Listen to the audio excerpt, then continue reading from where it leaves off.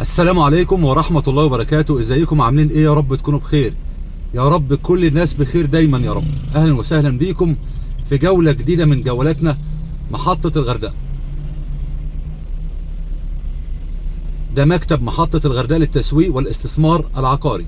مقر المكتب الغردقة شارع النصر بجوار السنتر الليبي. معاكم محمد الدويك. اهلا وسهلا بيكم. احنا واقفين دلوقتي بداية شارع المطار او بداية طريق المطار. هو اسمه طريق المطار. الناس اللي مش عايشة في الغردقة لما تسمع طريق المطار ممكن تحسب ان هو طريق المطار يبقى المطار بعيد عن البلد. لا، ده الميزة الكبيرة ان المطار مطار الغردقة الدولي في وسط البلد. يعني وانت في صالة الوصول في المطار في وشك على طول مجاويش والانتر والكوثر القديم والكوثر الجديد ومبارك 5. لدرجة ان في ناس اعرفهم كانوا ساكنين في المناطق دي وهم مسافرين خد شنطته ودخل المطار على رجليه وخدها مشي. يعني ما خدش تاكسي ولا اي مواصلة، لان المطار في وش المناطق دي على طول. ده كده واقفين في بداية طريق المطار. على يميننا هنا حي جنوب الغردقة. يعني ايه حي جنوب؟ يعني مجلس مدينة الغردقة حي جنوب. لما البلد كبرت وتوسعت بقى عندنا 3 فروع لمجلس المدينة. ده واحد منهم، وفي الأحياء واحد تاني اسمه حي شمال، ومجلس المدينة العمومي القديم اللي موجود أمام مسجد عبد المنعم رياض في الدهار.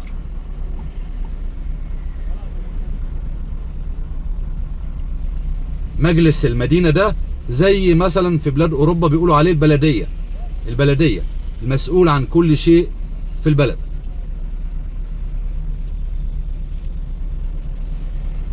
قبل ما أبدأ الفيديو بتاعي إجابة لسؤال من أحد المتابعين: هل منطقة الكوثر أرقى وأنظف مكان في الغردقة؟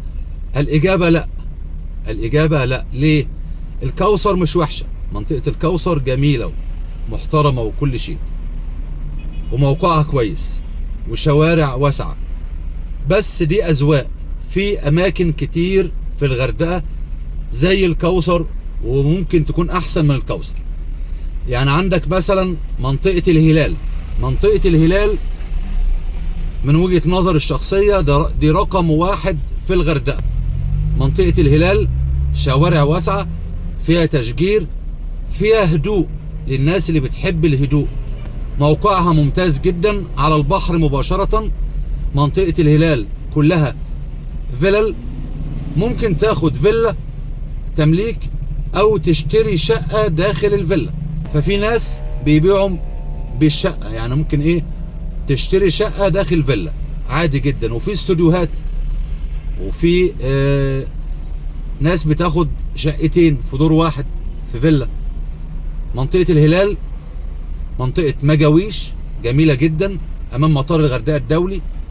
فيها فيلل مستقلة وفيها استوديوهات وفيها شقق. ده للذوق الراقي، الناس اللي بتحب الهدوء. الهلال، مجاويش، الأحياء، عربية، الكورنيش، تمام، طريق فلفلة، الهضبة. مناطق كتير جدا جدا في الغردقة. عندك أماكن كتير في الغردقة جميلة ومتميزة جنب الكوثر. يعني الغردقة مش الكوثر بس، الكوثر جميلة وكل حاجة، بس في أماكن كتير أجمل من الكوثر. ودي بترجع للذوق العام. كل واحد طبعا ذوقه بيختلف عن التاني. انت عايز بتفضل الكوثر، في غيرك بيفضل مناطق تانية غير الكوثر. ولولا اختلاف الأذواق لبطلت السلع. طريق المطار على شمالنا مدرسة خاصة، مدرسة رجاك، من أقدم المدارس الخاصة اللي موجودة في الغردقة. وعلى يميننا هنا هنلاقي عماير اتحاد ملاك. قلنا قبل كده شرحنا عن ايه اتحاد ملاك. عماير اتحاد ملاك يعني أرض بناها المقاول وعرض الشقق للبيع، وكل واحد دلوقتي له الشقة بتاعته خاصة بيه، ملكية خاصة بتاعته، وليه نسبة في أرض العقار. ايه يعني نسبة في أرض العقار؟ علشان لا قدر الله حصل حاجة مثلا زلزال مثلا والعمارة وقعت، يبقى انت وجيرانك تتجمعوا مع بعض تشوفوا هتعملوا ايه، هتبنوا العمارة تاني ولا هتبيعوا الأرض وكل واحد ياخد حقه بما يرضي الله من ثمن الأرض. يبقى انت حقك ما ضاعش، اللي هو انت شاري الشقة فبيقول لك انت ليك نسبة في أرض العقار، وهو ده تفسيرها. هنا معرض سيارات بالمناسبة مثلا، يعني ده هتلاقي معرض سيارات مستعملة للعلم برضو علشان الناس اللي مش عايشين في مصر. مثلا يعني اول سيارة البيضة دي ماتسوبيشي لانسر، المصريين بيقولوا عليها بومة، هي فعلا شكل البومة يعني. دي لو مانوال تمام سعرها النهاردة هيتكلم في 350 400 ألف جنيه. دي لو اوتوماتيك هتزيد حوالي 100 ألف جنيه. هي دي شكلها كده موديل 2008، تبقى لانسر بومة موديل 2008. فلو جيت تسأله عليها وهي اوتوماتيك هيتكلم في 550 ألف، لو هي بومة 2008 إلى 600 ألف جنيه. اللي جنبها عربية صيني جراند الانترا، جنبها فيرنا. الفيرنا دي طبعا مفضلة عند المصريين في التاكس. حضرتك بص للتاكس اهو، التاكسيات ديت كلها يعني اغلبها فيرنا. هي عربية نجحت مع المصريين ان هو يعملها تاكس، بتلف في البلد، بس هي مش بتاعت سفر مشاوير طويلة يعني. الحمرة دي لانسر قرش، المصريين بيقولوا عليها قرش، انها شكل القرش وشها. لانسر قرش. لانسر قرش دي لو هي موديل 2017 او 18 ممكن يتكلم في 800 ألف جنيه، 750 ألف الى 800 ألف جنيه. ماتسوبيشي لانسر، وده اخر موديل سيدان اللانسر نزلته هنا مصر. ماتسوبيشي لانسر 2017 2018 لانسر قرش من 750 ألف جنيه الى 800 ألف جنيه.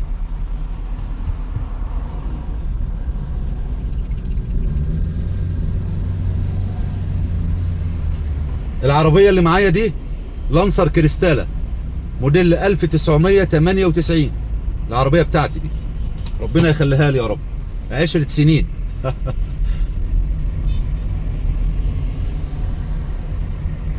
دي مستشفى خاصة، مستشفى رويال، مستشفى رويال، مستشفى محترمة عن تجربة يعني، مستشفى محترمة. دكتور حمدي صاحب المستشفى بيجيب عنده دكاترة كويسين.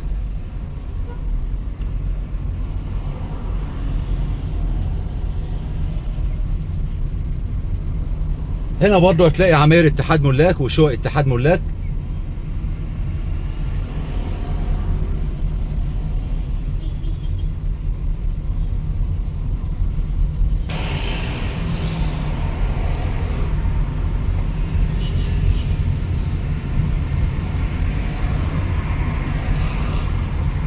المنطقة اللي على شمالنا دي اسمها مبارك 8. مبارك 8 منطقة شعبية، عماير حكومية، الشقة فيها 70 متر، غرفتين وصالة وحمام ومطبخ. سعر النهارده الناس بتتكلم في 900 950 ألف جنيه. هوريها لحضراتكم دلوقتي المنطقة دي علشان برضو تعرف انت ماشي فين ووصلت فين.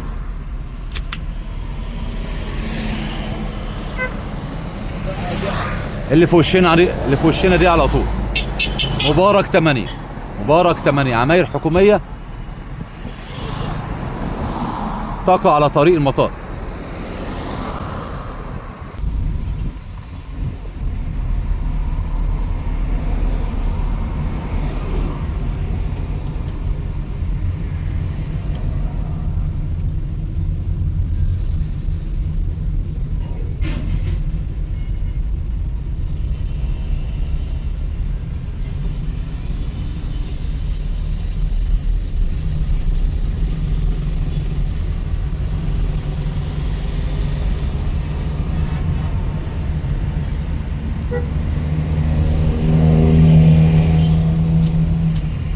الشارع اللي جاي على يميننا ده لو دخلنا يمين هندخل شارع الحجاز. شارع الحجاز طبعا شارع الحجاز شارع موازي لشارع النصر وفي مناطق كتير، واخر شارع الحجاز هيطلعنا على الاحياء.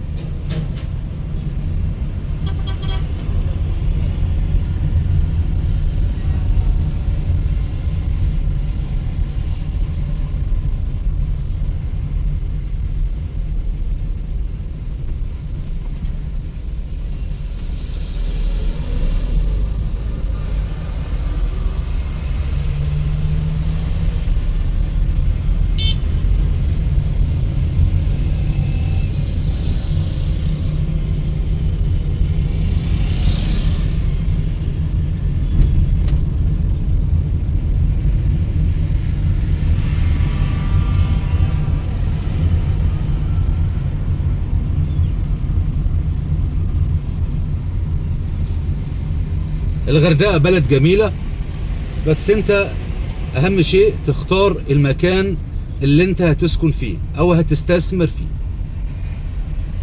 ما تستعجلش، فكر مرة واتنين وشوف انت تدفع فلوسك فين.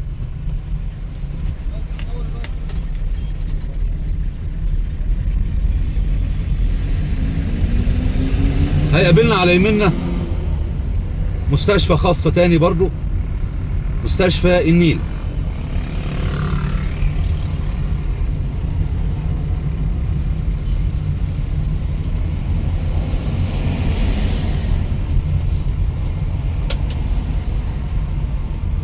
مستشفى النيل.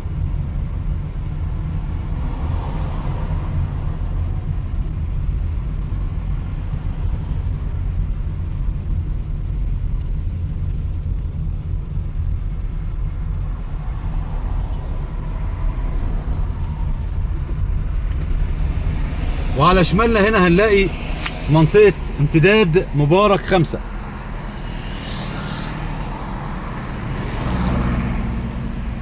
اللي اتكلمنا عليها قبل كده.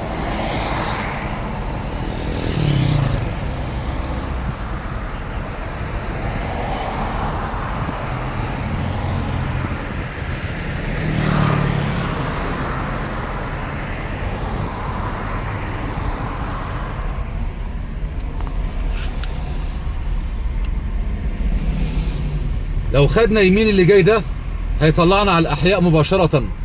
يمين اللي جاي ده هيطلعنا على الطريق الدائري والأحياء، وتمسك طريق القاهرة اليمين ده.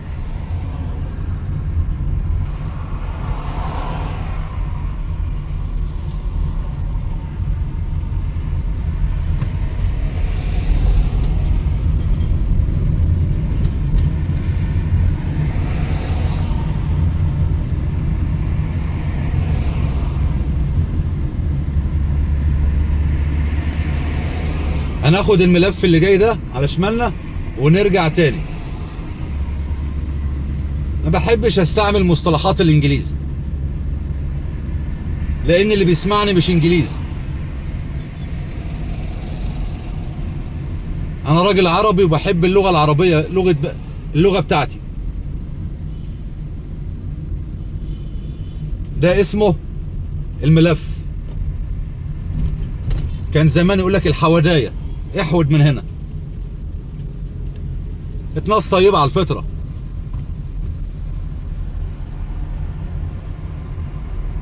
امتداد مبارك 5 طريق المطار.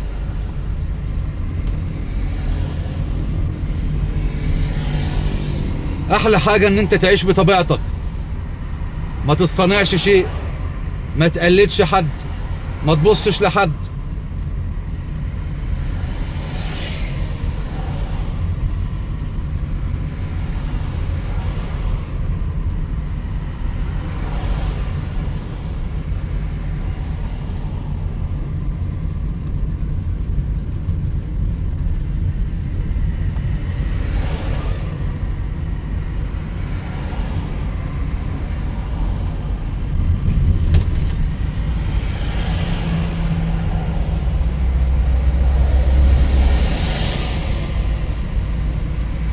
الجو باص، شركة الجو باص للنقل البري.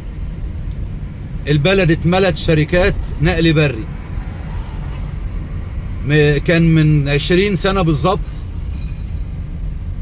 كان في الحاج السباعي كان عنده اتوبيس بيوديه القاهرة وبيجيبه.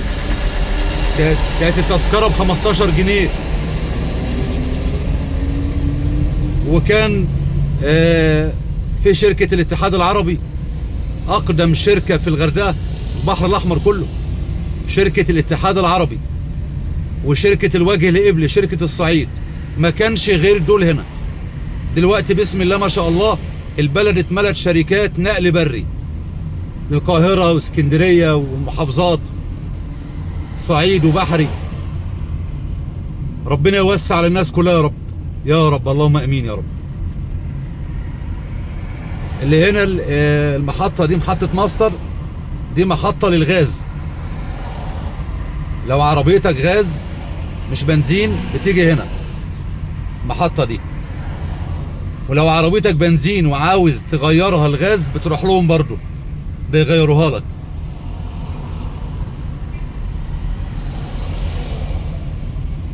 دي مبارك 8، مبارك 8.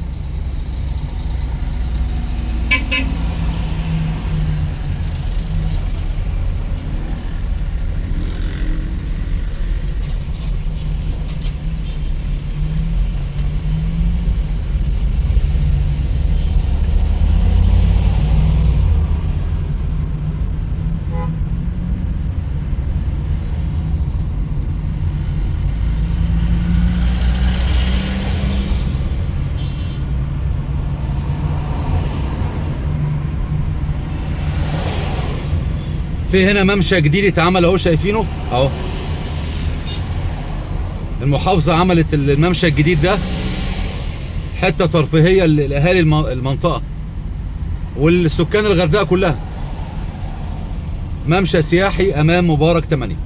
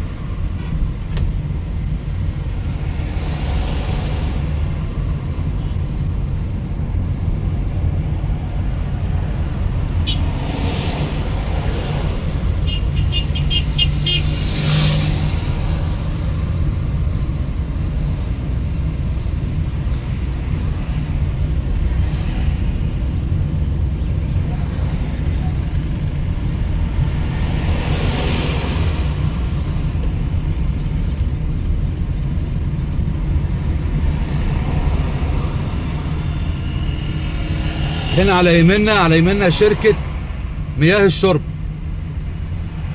المياه اللي بنشربها من الشركة هنا.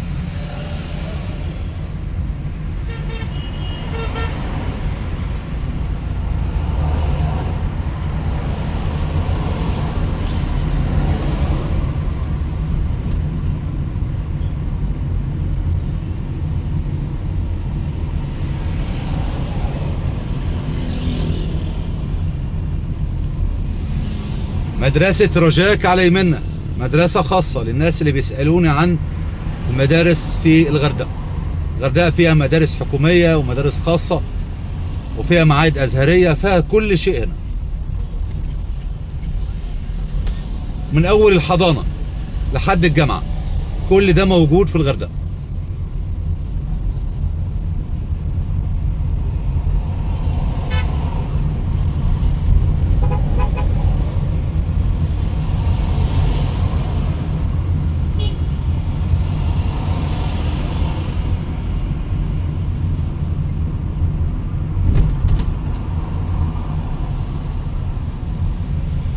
جولتنا دي علشان تبقى عارف احنا رحنا فين. احنا رحنا لبداية المطار ورجعنا، تمام؟ خليك معايا علشان تعرف وانت راجع من طريق المطار هيوصلك لفين.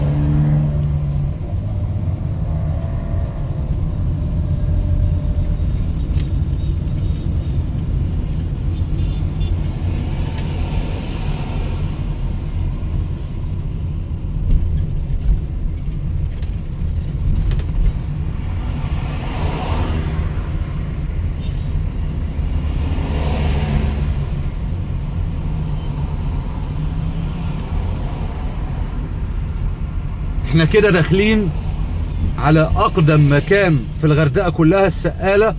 داخلين بالظبط على ميدان اكا وميدان السقالة، وده انت كده في اقدم مكان في البلد كلها.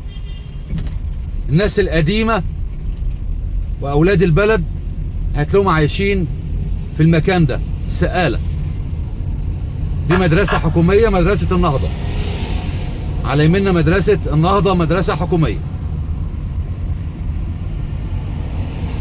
وعلى يمنا شارع المدارس، ومنه تروح لشارع شيري.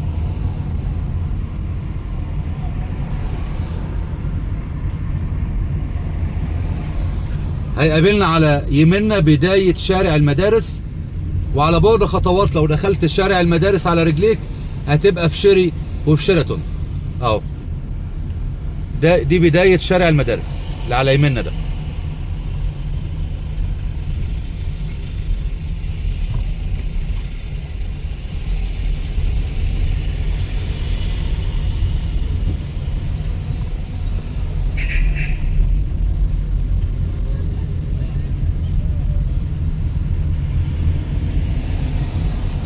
انت كده وصلت لقلب مدينة الغردقة وسط البلد، ميدان اكا وميدان السقالة. لما تيجي الميدان ده وتشوف المسلة اللي في النص دي، المسلة الفرعونية، والمبنى الطوبي ده مبنى اكا الاسواق الحرة. المبنى ده يا جماعة، المبنى اللي انتوا شايفينه ده، تمام، لو دققت فيه كويس هتلاقيه معمول شكل الهرم. كان شغال في التسعينات، بسم الله ما شاء الله. كان سوق حرة، ولو دخلناه من جوه هتلاقي فيه اسانسيرات، وفي مول كبير، مول ومكيف، تمام. كان شغال حاجة جميلة قوي، وفجأة وقف. يعني هو بقاله اكتر بالظبط من 23 سنة، ويعني خلاص وقف، في النشاط بتاعه وقف من اكتر من 23 سنة. ايه السبب؟ ما نعرفش. حتى مكتوب عليه، حضرتك بص مكتوب عليه ايه؟ اكا للاسواق الحرة. اكا للاسواق الحرة، اللوجو بتاعه ورا المسلة على طول.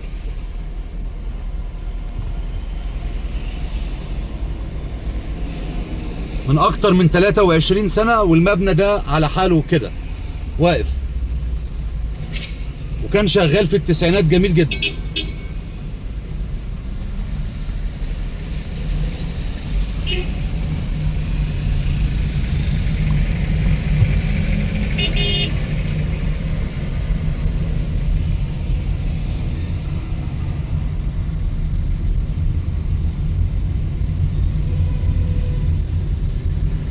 ميدان اكا على بعد خطوات هتلاقي ميدان السقالة وبداية شارع شيراتون.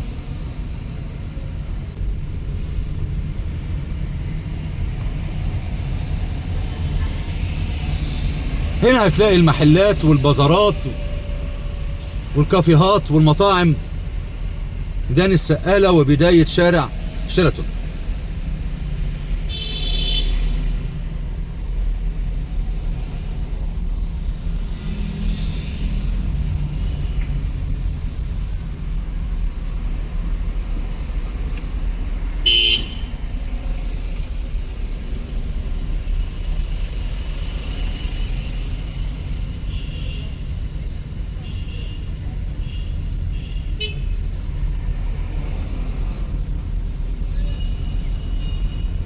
وصلنا ميدان السقالة وبداية شارع شيراتون.